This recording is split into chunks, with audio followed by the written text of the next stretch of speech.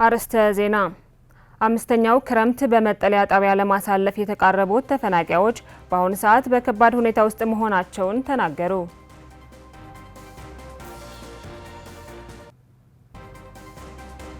ያጋጠመው የነዳጅ እጥረት ህብረተሰቡን ላላስፈላጊ ቀውስ እየዳረገው በመሆኑ የፌዴራል መንግስት ችግሩን እንዲፈታ የትግራይ ንግድና ሰነድ ኤጀንሲ ጠየቀ።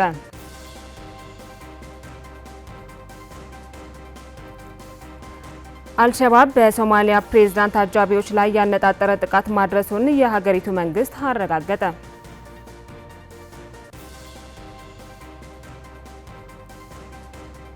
ሰላም ጤና ይስጥልን እንደምን አምሽታችኋል አድማጭ ተመልካቾቻችን የዕለቱን ዜናዎች ይዘን ቀርበናል። ከዜናዎቹ ጋር ትራሃስ አድሃኖም ከመላው ስቱዲዮ ባለሙያዎች ጋር አብረናችሁ እንቆያለን። አብራችሁን ቆዩ።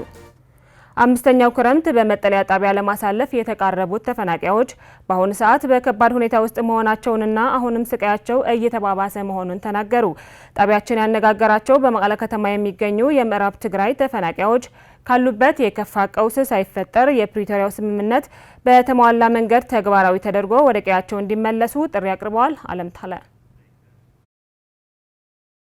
በረሃብና በጥማት በችግርና ሰቆቃ እንዲሁም በመከራ ማአት እየተገረፉ ያሉትን ተፈናቃዮች 4 ክረምታትን አሳልፈው አምስተኛው ክረምት ይበቃናል ሲሉ በተለያዩ ጊዜያት ድምጻቸው እያሰሙ መጥተዋል። እስካሁን ድረስ ግን ለጥያቄዎቻቸው መፍትሄ የሚሰጣቸው አካል አጥተዋል። አሁንም ቢሆን ግን በስቃይ የሚገፋ ኑሮ እየመሩ እንደሚገኙ ከምዕራብ ትግራይ ተፈናቅለው በመቀለ ከተማ ተጠልለው የሚገኙ ወገኖች ተናግረዋል። ተፈናቅለን የመጣ ነው። ከባድ ጦርነት ነበር። ከባድ ችግር አጋጥሞን ነው የወጣን ከቤታችን ምንም ነገር ሳንይዝ ምንም ነገር ሳንል ልጆቻችን ራሱ ሳንይዛቸው ተንጠባጥበን ነው የመጣ ከቤተሰባችን ጋር ማለት ነው። እኔ ራሱ ከባለቤቴ ጋር ተለያይቼ ነው የመጣው ማለት ነው። ደንግጬ ወጣው እሱ እንደማ አልነበረም ተለያይተን ነው የወጣ ነው ማለት እዛ መጣን መቀሌ ያረፍን። ከመቀሌ እዛ ወዲያ ደግሞ 4 አመት ሙሉ እናሳልፍ ያለነው ሰቆቃ በጣም የሚያሳዝን ነገር ነው ማለት ነው። ምግብ፣ ውሃ፣ ሁሉም ነገር እንጨት፣ መብራት ሲባል መብራት ሁሉም ሲተባበሩ ነበር የመቀሌ ህዝብ ማለት ነው። ከመቀሌ ህዝብ ያው እስካሁን ያው አለን ብንታመምም በሽታ ብናመጣም ስኮሪያ ያልነበረን ስኮሪያ ደም ግፊት ያልነበረ በሰው ደም ግፊት የሌለ በሽታ የለም። በምግብና ውሃ እጥረት ሳቢያ በየመጠለያ ስፍራ የሚገኙ ወገኖች እየተሰቃዩ አይኖር ህይወት እየኖሩ ቀን ከቀን ህዝቡ እየጎደለ ነው የሚገኘው በማለት ለተለያዩ ተደራራቢ በሽታዎች ተጋላጭ እየሆንን ነው ሲሉም አክለዋል። በውሃና በምግብ እጥረት ተዩ አሁን በጣም ነው ለመናገር ራሱ አቅም የለኝም ነው የሚልሽ። ምክንያቱ 9 ኪሎ ለአንድ ሰው 9 ኪሎ ተሰጥቶት እንዴት ነው በልቶ የሚያድረው? እንጃ እኔ በጣም ነው ግራ የሚገባኝ። በውሃም ለአንድ ጀሪካን 15 ብር 20 ብር ነው ምን ገዛለው ነው። በቱ ሰው በጣም የጎደለብን ያለ ከእለት ለእለት ሰው እየሞተ ነው ያለው። ሰው በረሃብ እየተጎዳ ነው ያለው። በበሽታ እየተጎዳ ነው ያለው። የራሱ አሁን እኔ ምንም በሽታ የሚባል ነገር አልነበረኝም። አሁን ግን የደም ብዛት የስኳር አይነቶች እየታዩኝ እየሄዱ ነው። ምክንያቱም በምን በሀሳብና በጭንቀት ውጥረት ማለት ነው። እና ለ5ኛ አመት እዚህ መኖር የለብንም ብዬ ነው ማስበው። ቶሎ ብለው ወደ ቤታችን መግባት አለብን ሰርተን እንድንበላ ራብ ችለን ያው ልብስ ርቀታም ትችለን በረደን ሳንል መቆን ሳንል እስካሁን አለን።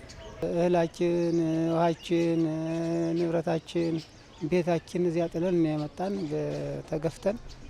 ያው እዚህ ትሄዳላችሁ ተብሎ ተመዝግቦ ነበር አምና ሰኔ ሁሉ ያው ደስተኛ ሆኖ ተዛጋይቶ ነበር።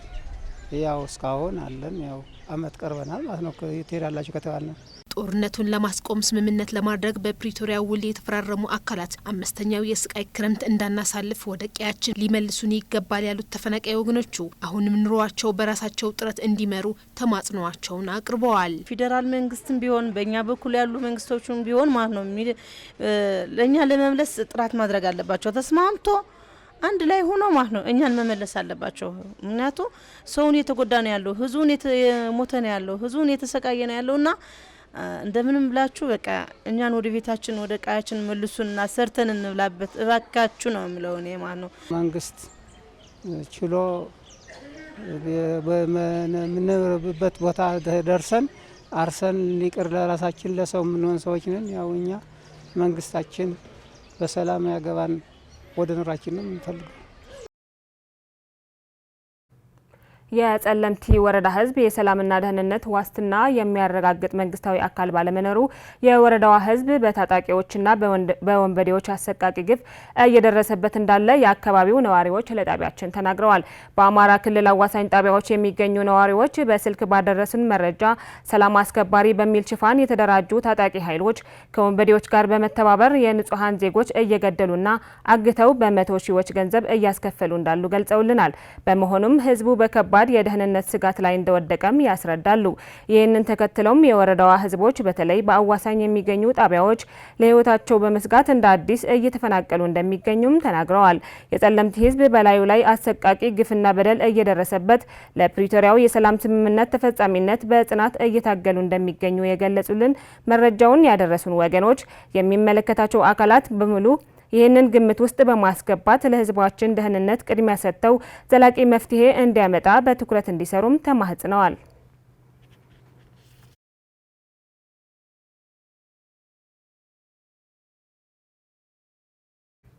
ያጋጠመው የነዳጅ እጥረት ህብረተሰቡን ላላስፈላጊ ቀውስ እየዳረገው በመሆኑ የፌዴራል መንግስት ችግሩን እንዲፈታ የትግራይ ንግድና ሰደድ ኤጀንሲ ጠየቀ። በትግራይ በተከሰተው የነዳጅ እጥረት ሳቢያ ከፍተኛ የማህበረ ኢኮኖሚያዊ ችግሮች እያስከተለ በመሆኑ ጠቁመዋል። አሰፉ ብርሃኑ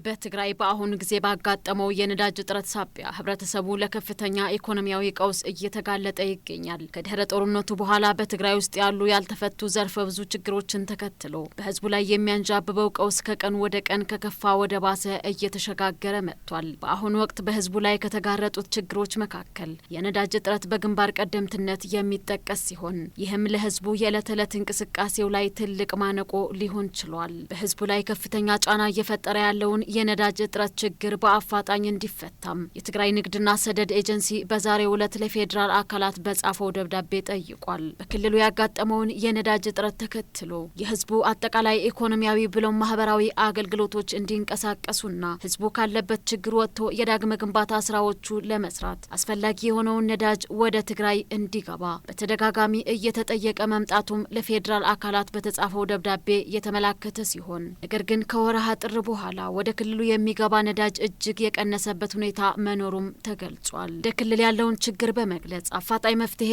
እንዲበጅለት ከወርሃ ጥር ጀምሮ ጉዳዩን የሚያስፈጽሙ አካላትም ጭምር ተልኮ ለሚመለከታቸው የፌዴራል አካላት ጥያቄ መቅረቡን በደብዳቤው የተመላከተ ሲሆን በወቅቱ ከተደረጉ ውይይቶች በኋላ በቂ ነው ባይባልም የተወሰኑ መሻሻሎች ማሳየት አሳይቶ የነበረ መሆኑንና ለተወሰኑ ቀናቶች ብቻ አገልግሎት መስጠት የሚችል ስለመሆኑም በደብዳቤው ተመላክቷል። ከዚህ በተጨማሪም መጋቢት 4 እና 5 2017 ዓመተ ምህረት ወደ ክልሉ የሚላክ የነዳጅ መጠን ወደ 2 የጭነት መኪኖች መውረዱንና ይባስ ብሎ ደግሞ ከመጋቢት 6 2017 ዓመተ ምህረት ጀምሮ ወደ ትግራይ ክልል የተጫነ ነዳጅ አለመኖሩን በክልሉ ያለውን ችግር ተባብሶ እንዲቀጥልና ህዝቡ ለከፋ ቀውስ እንዲዳረግ ማድረጉም ተገልጿል። ለሚመለከታቸው የፌዴራል አካላት የተላከው ደብዳቤ እንደሚያመላክተው ከሆነ እስካሁን ድረስ እጅግ በቀነሰ መጠን ወደ ክልሉ የገባው ነዳጅ ተጠቅመን የክልሉ ሁለገብ ማህበረ ኢኮኖሚያዊ እንቅስቃሴዎች እያከናወንን ብንቆይም አሁን ባለው ተጨባጭ ሁኔታ ግን እንደ ክልል በሰብአዊ እንቅስቃሴዎች ላይ በሆስፒታሎችና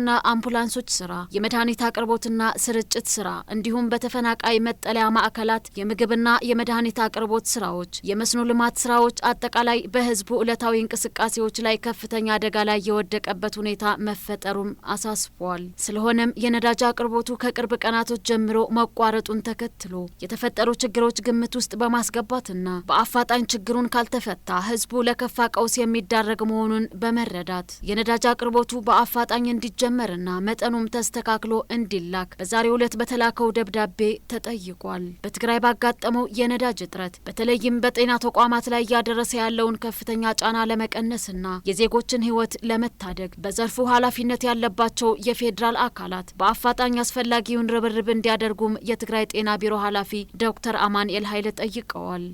በ60% ነው የቀነሰው ወደ ትግራይ የሚመጣው የነዳጅ መጠን። ይሄ በእውነት መሆን የለበትም። አምቡላንሶች ያሉትንም ለማንቀሳቀስ ኤንጂኦዎችም መድኃኒት ለማድረስ መድኃኒት ጭነው መንቀሳቀስ አቅቷቸው ቆመው የለመን ይዋል ነው። የኒውትሪሽን ሳፕላይ ሳይቀር የምግብ እጥረት ላለባቸው ህጻናት የክትባት ዘመቻዎች ለማካሄድ እንዳው ነፍስ ውጪ ነፍስ ግቢ ሆኗል። የህብረተሰባችንን ጤና ለመጠበቅ የግድ ያስፈልገናል። ያለዚህ መንቀሳቀስ አንችልም እና ትልቅ ፍላጎት ነው ያለን አይደለም ሜሪ ስቶፕስ ኢትዮጵያ ኢንተርናሽናል ሌላም ትንሽም አቅም ያለው ድርጅትም ቢኖር ገንዘብ ይዞ እስከመጣ ድረስ እንደ ልቡ ተንቀሳቅሶ እንዲሰራ ፍላጎት አለን። በአሁኑ ሰዓት ግን ይሄ መፈታት ያለበት ችግር ነው ብለን ነው የምናምነው። ህዝቡ የራበው እንዲበላ እንፈልጋለን። የታመመ ሰው መታከም መቻል አለበት። ባሉት አምቡላንሶቻችን እናቶቻችንን የጤና ተቋም ማድረስ እንፈልጋለን። ይሄ ትልቅ ችግር መሆን መቻል የለበትም። ኢትዮጵያ ውስጥ ነው ያለነው እና በዚሁ አጋጣሚም እንዳው እባካችሁ ለማለት ያህል ነው የጤና ቢሮን ወክዬ ለዚህ ጉዳይ አጣዳፊ የሆነ መፍትሄ እንድትሰጡን ነው ለመማጸን ነው። የትግራይ ደንና ተፋሰሶች በጦርነት ከፍተኛ ጉዳት እንደደረሰባቸው የእንደርታና የጋንታ አፈሹም ወረዳ አመራሮች ገለጹ። የትግራይ አርሶ አደር የተሻለ ምርት እንዲያገኝ የነዳጅና የምርጥ ዘር እጥረት ትልቅ እንቅፋቶች እንደሆነም ተመላክቷል። ሰለሞን ግርማይ ትግራይ በአፈርና ውሃ ልማት ጥበቃ እንዲሁም በተፋሰስ ስራዎች ከሀገሪቱም አልፎ ለአፍሪካ ሀገራት አርአያና ተመክሮ የሚሆኑ ስራዎች መስራቷ ይታወቃል። በዘንድሮውም የነበረው ስም ለመመለስ ህዝቡን በማሳተፍ ለ20 ተከታታይ ቀናት የአፈርና ውሃ ልማት ጥበቃ ስራ እየተሰራ ይገኛል። በዚህም በትግራይ እየተሰራ ያለው የአፈርና ውሃ ልማት ጥበቃ ስራ ደንን ወደ ነበረበት ከመመለስ በተጨማሪ ለአርሶ አደሩ ከፍተኛ ጠቀሜታ እንዳለው በእንደርታ ወረዳ የመስኖና ሰብል አስተባባሪ አቶ አለማት ኃይልና የጋንታ አፈሾም ወረዳ የኢኮኖሚ ዘርፍ ምክትል ኃላፊ አቶ ተስፋ ሀጎስ ይገልጻሉ። ይሄ ስራ በመሰረቱ መጀመሪያ ገና ከውጊያው በፊት የተለመደ ስራ ነበር። ገበሬውም ገብቶት ነበር ጥቅሙ ማለት ነው። ደንም ተለውጦ ግሪን ሆኖ የሚታይበት እና አግሮ ኢኮሎጂካል ራሱ ቼንጅ ያመጣ ነገር ነበር ብዬ ነው የማምነው። በዚህ አመትም እንደ አዲስ ስንግባበት ብለን በተገኘው አንጻራዊ ሰላም መሰረት እየሰራንበት ነው ያለው። የአፈርና ውሃ በዘንድሮ በእኛ በወረዳችን ያለው በ871 ሄክታር ልንሰራ ብለን ነው ትልም ያዝ ነው። በዚህ በስራ በዘንድሮ ጥሩ ስራ እየተሰራ ነው። ስለዚህ በዛ ያለው የቴክኒክ ችግር አንድ ችግር አለ። በአብዛኛው ጥሩ ስራ እንዳለ ነው ያየ ነው ማለት ነው። አመራሮቹ አክሎም በትግራይ በነበረው አስከፊ ጦርነት ምክንያት በግብርና ዘርፉ ላይ በተለይም ደግሞ በደን ላይ ከፍተኛ ጉዳት ማድረሱን በማንሳት አሁን ላይም ዳግም ለመገንባት የአፈርና ውሃ ልማት ጥበቃ ስራው በተቀናጀ መልኩ እየተሰራ እንደሚገኝ ገልጸዋል። የነበረው የጄኖሳይድ ጦርነት እንዳለ የአፈርና ውሃ ወይም የደኑ ብርሰት ያጋጠመን ሁኔታ ነው ያለበት። ስለዚህ ለዛኛው የሚጠቅም ወይ ድማ ለዛኛው የሚተካ የሚሆን አፈርና ጥበቃ ዋናነት ደግሞ አፈርና ጥበቃ ከያዝ ነው ወይ ካለማ ነው ሁሉ የክላይመንቱ ቼንጁም ሊያጋጥመን የማይቻለው ነገር ለማስተካከል የምንቻለው ሁኔታ ነው እንትን ያልነው። በጣም የተጎዳ ችግኝ ጣቢያም አለ፣ ደንም አለ። በነገራችን ላይ ደን ራሱ ተጎድተዋል። የውጊያ አውድ ስለነበር ይታወቃል። በተለይ እንደነ መላዛት የሚባል አካባቢዎች ኃይለኛ ውጊያ የተካሄደበት አካባቢ ስለነበር እንዳለ በሚተኮስ ተኩስ ምክንያት ብዙ ደን ተቃጥለዋል። ግን አሁን ሪካቨር እያደረግን ያለ ነው። ባለን አቅም በጀተን በወረዳው በኩል ተበጅቶ እየተሰራ ነው ያለውና ሪካቨር ያደርጋል ተብሎ ይታሰባል። በጦርነቱ የተጎዳውን የትግራይ አርሶ አደር የተሻለ ምርት እንዲያገኝና ግብርናውን ለማዘመን ከፌዴራል መንግስት ጋር ተቀራርበው መስራት ይገባል ያሉት አመራሮቹም ነዳጅን ጨምሮ በቂ የግብርና ግብዓቶች ባለመኖራቸው አርሶ አደሩ እየተቸገረ በመሆኑ ሁሉም የሚመለከተው አካል ድጋፍ ሊያደርግ እንደሚገባም አመላክተዋል። አሁን ይሄ ስራ የማንም ስራ አይደለም፣ የሁላችን ስራ ነው ብለን ማሰብ ያለብን። ከፌዴራል ጋር ያለው ቁርኝት ግን መታየት አለበት። እገዛ ያስፈልገናል። ማቴሪያሎች አሉ፣ የኮንሰርቬሽን ማቴሪያሎች አሉ፣ የወተር ኮንሰርቬሽን ማቴሪያሎች ማለት ነው። እነሱ አንዳንድ እንዲያግዙን መታየት። የተሽከርካሪ ችግር አለ። በተለይ ደግሞ በመስኖ ላይ የነዳጅ እኛ እስከ 4000 የሚደርስ የመስኖ እንትን አለን። የሚለማ መሬት አለን። ይሁን እንጂ በዚህ ላይ ያሉ የሞተር ተጠቃሚዎች የሞተር ፓምፕ ማለት ነው ነዳጅ ሊያገኙ አልቻሉም። ስለዚህ እዚህ ላይ ትልቅ ችግር ስላለ መታሰብ አለበት ብዬ ማስተላለፍ መፈልገው የፌዴራል መንግስት ይሁን አንዳንዱ ኤንጂኦ እኛ ድጋፍ ሊያደርግልን የምንጠራው በምርጥ ዘር እጥረት አለን፣ በጣም እጥረት አለን። ከነበረው ይሄ እጥረቱ ደግሞ ከነበረው የጦርነቱ አንጻር አሁን በዘመናዊ በምርጥ ዘር የነበረው አሁን እሱ የለም። ስለዚህ በዚህ ላይ ድጋፍ እንዲደረግልን ነው ጥሪ የማስተላልፈው ማለት ነው። አድማጭ ተመልካቾቻችን ዜናዎቻችን አሁንም እንደቀጠሉ ናቸው። የፕሪቶሪያው ስምምነት በተሟላ መንገድ ባለመተግበሩና በሌሎች ተዛማጅ ምክንያቶች የህገወጥ ስደት ከጊዜ ወደ ጊዜ እየጨመረ መምጣቱን ተገለጸ። የሀገር ማገር የሆነው ወጣቱ ትውልድ ከስደትና መዘዙ በማስጣል ትውልድን ማስቀጠል የሁሉም ኃላፊነት እንደሆነም ተጠቁሟል። ማሾኑክሰ በትግራይ ከሌላው ጊዜ በተለየ መልኩ በዘንድሮ ዓመት የወጣቶች ስደት መበራከቱን የትግራይ ወጣቶች ጉዳይ ቢሮ ኃላፊ አቶ ሀይሽ ስባጋድስና በትግራይ ፍትህ ቢሮ የተደራጁ ድንበር ተሻጋሪ ወንጀሎች ዳይሬክቶሬት ዳይሬክተር አቶ ገብረ እግዚአብሔር ተወልደ ብርሃን ገልጸዋል። ከጦርነቱም በፊት ቢሆን ስደት ነበረ፣ ህገወጥ ስደት ነበረ። ያኔ ግን አነስተኛ ነበር ቁጥሩ። ከጦርነት በኋላ ግን የነበረው የኢኮኖሚ እድሎች በሙሉ ስለወደሙ አሁን ስራ የመፍጠር ነገር የለም። በጦርነት ወቅት የደረሰው ውድመትና ዝርፊያ እጅግ በጣም ከባድ ነው። ሆነ ተብሎ ነው ወጣቱ ተሰማርቶ የሰራበት የነበሩ ፋብሪካዎች የሉም። ይህንን ተከትሎ በአሁኑ ወቅት ወደ 81 ከመቶ የሚሆነው ወጣት የትግራይ ወጣት ስራ አጥ ነው። ኮንስትራክሽን የለም፣ ኢንቨስትመንት የለም። ምንም ስራ ይፈጠራል ብሎ ለማሰብ የሚከብድ ነገር ነው። ከቤት ወጥቶ ለ5 ዓመት ይቅርና አሁን በቤታችን ሆነን ኑሮው ምን ያህል እንደከበደን እናውቃለን። ታዲያ እኛ ከከበደን ምንም የሌለው ሰው ምን ያድርግ? ምን ይስራ? ምን ይብላ? የት ይኑር? ያለው አማራጭ መፍትሄ ባይሆንም አገሩን ጥሎ ዋስትና በሌለው መንገድ ይፈልሳል። ቀጥሎም በህገወጥ ደላሎች እጅ እንዲወድቅ ምክንያት ይሆናል ማለት ነው። ስለዚህ ግጭትንና የፖለቲካ አለመረጋጋት አንዱ ገፊ ምክንያት ነው። የሀገርና ህዝብ ተስፋና ማገር የሆነው ወጣት ባሉት መሰናክሎች ተስፋ አጥቶ በወጣበት ከመቅረት መታደግ ከግለሰብ እስከ ተቋማትና መንግስት ያላሳለሰ ጥረት እንደሚያስፈልግም ጠቁመዋል። እያንዳንዱ ኦፊስ የመንግስት ተቋም ትኩረት እንዲሰጥ አንድ ቲም አለን እዚህ። እያንዳንዱ ተቋም ምን እየሰራ ነው ስለ ወጣት ዙሪያ የሚለው አዲስ ይሄ ከዚህ በፊት ያልተጠቀምንበት ግን አሁን መጠቀም አለብን ብለን የወሰናት አለች። አንድ ቲም እየሄደ እያንዳንዱ ተቋምን ይጠይቃል። ምን እየሰራ ነው በወጣት ዙሪያ የሚለው ነገር እየጠየቀ ያልሰሩ ያልነቁ ከዚህ በፊት እቅድ ውስጥ ያላካተቱ ካሉም እንዲያካትቱ የማድረግ ስራም አጠናክረን እንሄዳለን የሚል ሀሳብ ይዘን እየሰራ ነው። ለወጣቱ ልዩ ትኩረት ተሰጥቶ መስራት ለነገ የሚባል ጉዳይ አይደለም። ለምን እንዴ ታዲያ መጨረሻ ላይ ሰው የሌላት አገር ምን የሌላት ትግራይ ምን እናድናለን? በጊዜው የሲባል የተትረፈረፈ ሀብት ስላለ ላይሆን ይችላል። አይደለምም። በእውነት መሬት ላይ ያለው እውነታው እንደዛ ስለሆነ፣ ነገር ግን ካለችው ሀብት በቤተሰብ ደረጃ ይጀምራል። ልጁ በህገወጥ ደላሎች እጅ ከገባ በኋላ 1 ሚሊዮን ላክ ከሚባለው እና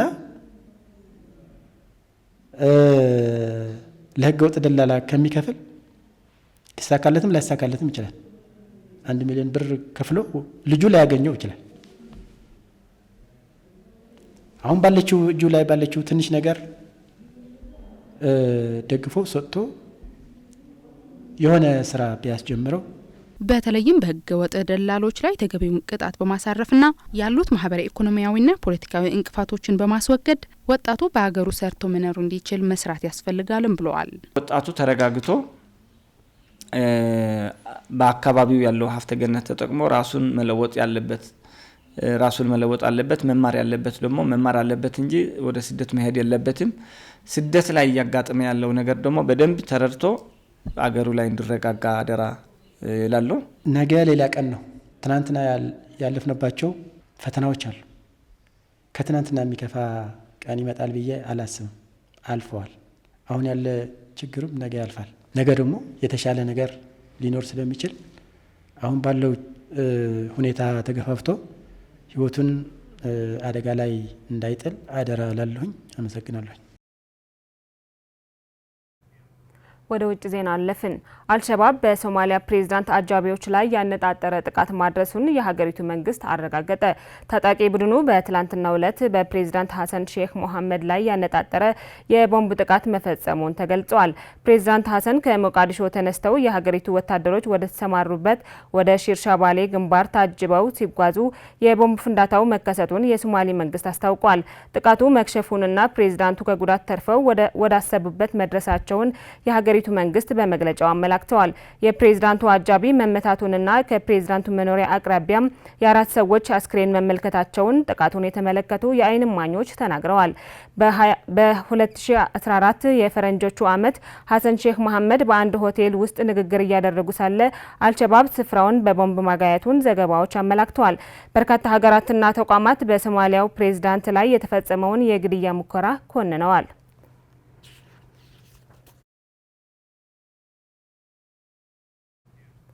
እስራኤል በጋዛ ላይ እንደገና ባካሄደችው ጥቃት 183 ህጻናት መግደሏን ተገለጸ። እስራኤል በትላንትናው ዕለት ከስምምነቱ በኋላ በጋዛ በፈጸመችው ጥቃት እስካሁን 436 ፍልስጤማውያን የተገደሉ ሲሆን ከነዚህ 183ቱ ህጻናት መሆናቸውን አልጀዚራ ዘግበዋል። የሐማስ ባለስልጣን የሆኑት ታሄር አልኖኖ እስራኤል በጋዛ ላይ ጥቃት ብትፈጽምም ይህ ግን የስምምነቱን በር አይዘጋውም ብለዋል። በሌላ በኩልም የተባበሩት መንግስታት ድርጅት በጋዛው ጥቃት ዓለም አቀፍ ሰራተኞች ሞትና ጉዳት ማስተናገዳቸውን አስታውቀዋል። ድርጅቱ አንድ ዓለም አቀፍ ሰራተኛ መሞቱንና 5 ሰራተኞች ደግሞ መቁሰላቸውን ገልጸዋል። በእስራኤልና ሐማስ ጦርነት እስካሁን ወደ 50 ሺህ የሚጠጉ ፍልስጤማውያን መሞታቸውና ከ112 ሺህ በላይ ደግሞ መቁሰላቸውን ይገለጻል።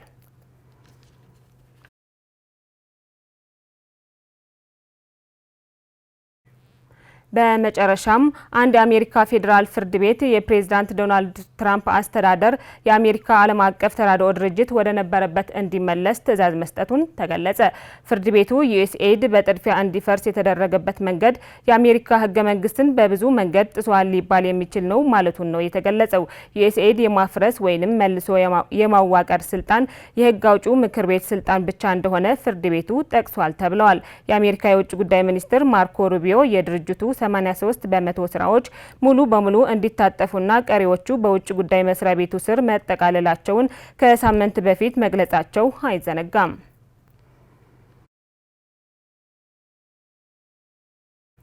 አድማጭ ተመልካቾቻችን ለምሽቱ ያዝናቸው ዜናዎች የእስካሁኖቹ ነበሩ። ስለነበረን ጊዜ እናመሰግናለን። ከቀሪው የጣቢያችን ፕሮግራሞች ጋር መልካም ምሽት ይሆንላችሁ።